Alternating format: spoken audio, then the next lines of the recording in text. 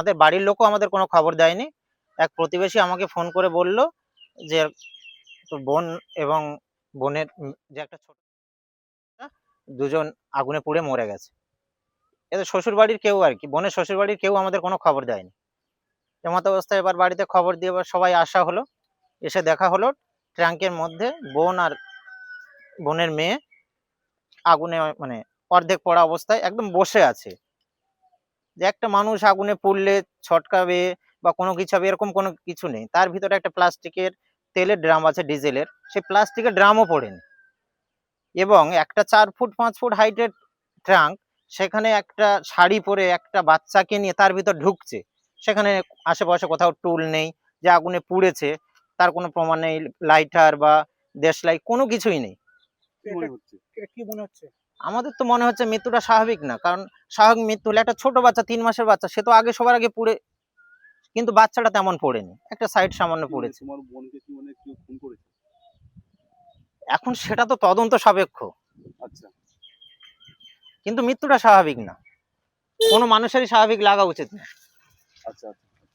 তো আপনারা মানে কি মানে দাবি মানে মানে করছেন, আপনারা মানে কি চাইছেন? আমরা চাইছি যে বোনের মৃত্যুর পিছনে যারা দায়ী তাদের বিচার বিভাগীয় তদন্ত খুঁজে বের করা হোক এবং তাদের বিরুদ্ধে উপযুক্ত ব্যবস্থা নেওয়া হোক। কারা দায়ী মনে করছে? দায়ী এখন বোনের শ্বশুর বাড়ির সবাই, তাছাড়া তো আর কেউ না। এবং আরো একটা বিষয়, আমার বোনের শাশুড়ি তিনি সোনারপুরে গেছেন। এবার সকাল 5টার থেকে খবরটা জানা গেছে, সকাল 5টার থেকে এখন 11টা বাজতে যায়, 6 ঘন্টার মধ্যে শ্বশুর শাশুড়ি এখন এসে বাড়িতে পৌঁছলো না। যে তার বৌমা নাতনি মারা গেছে তারাই এখনো এসে বাড়িতে পৌঁছয়নি। আমরা জানলাম ধরুন 5টা 5:30 নাগাদ সকালবেলা। কি জানতে পারলেন? জানলাম যে এরকম একটা মর্মান্তিক ঘটনা ঘটে গেছে, কিভাবে হয়েছে কিছুই জানি না। এখানে এলাম, এসে শুনলাম, দেখলাম পরিবেশ পরিস্থিতি, কিন্তু ঘটনাটা মোটেও সুবিধাজনক লাগছে না, স্বাভাবিক নয় না। কি অস্বাভাবিক মনে হচ্ছে? অস্বাভাবিক একটা বাড়ির মধ্যে কি করে সম্ভব হয়? একটা বাড়ি যেহেতু স্বামী স্ত্রী সঙ্গেই ছিল, তার মধ্যে একটা বাচ্চাও ছিল, একটা বাড়িতে এরকম একটা দুর্ঘটনা ঘটে গেল, কেউ জানতেও পারলো না। সকালবেলা জানতে পারছি কিরকম একটা টোটালি একটা অন্যরকমই লাগছে ব্যাপারটা, স্বাভাবিক না মোটামুটি। আপনারা কি বলতে চাইছেন এখন? বলতে চাইছি তদন্ত হোক, যারা এসছে বা যারা করছে সঠিক তদন্তটা হোক, তারপরে বোঝা যাবে। আমরা সকালেই জানতে পারলাম। কখন ঘটেছে? ঘটেছে রাত্রের মধ্যে, কখনই হয়েছে জানি আমরা সকালেই এসে শুনলাম, দেখলাম 5:30 6টার মধ্যে। এসে কি দেখলেন? এসে ওই ওদের বাড়িতে ছেলেগুলো এখানে বাড়ি কান্নাকাটি করছে, এই বাড়িতে এরকম একটা দুর্ঘটনা। তারপর আমি নিজে আবার ওই বিশ্বকে প্রশাসনকে ফোন করলাম, আসতে বললাম।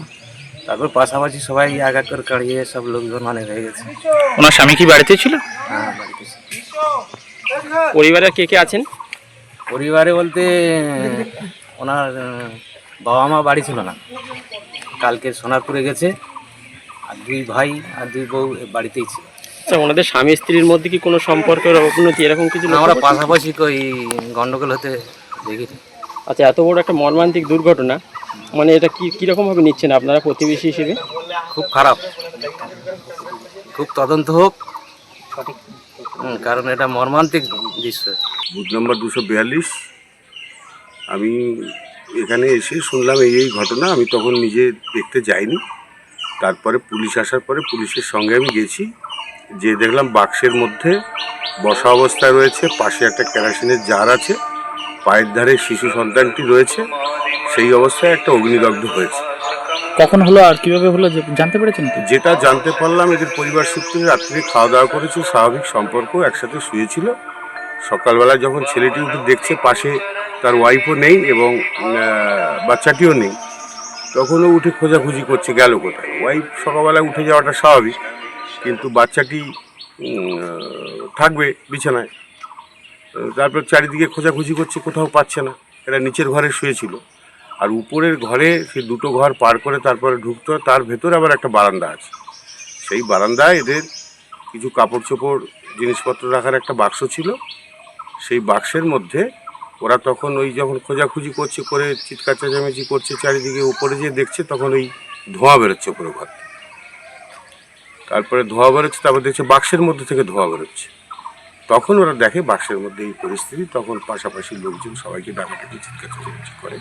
এদের দুটি বউর এবং শাশুড়ির অত্যন্ত সুসম্পর্ক, দুটি ছেলে এবং স্বামীর সাথেও, মানে এই বাড়ির যে অভিভাবক পরিতোষ মাইতি, এদের একটা সুন্দর বন্ডিং, ভালো একটা সম্পর্ক। যেটা শুনলাম মেয়ের বাবার কাছ থেকে, যে মেয়েটি নাকি ভেরি রিসেন্ট কি থ্যালাসেমিয়া আক্রান্ত হয়েছে, সেইটা নিয়ে একটা মেন্টালি ফ্রাস্ট্রেশনে ভুগছিল। মাঝে মধ্যে নাকি বলতো আমার বাচ্চাটাকে তোমরা দেখো, আমি তো বাঁচবো না, মুখ তমুক ইত্যাদি ইত্যাদি।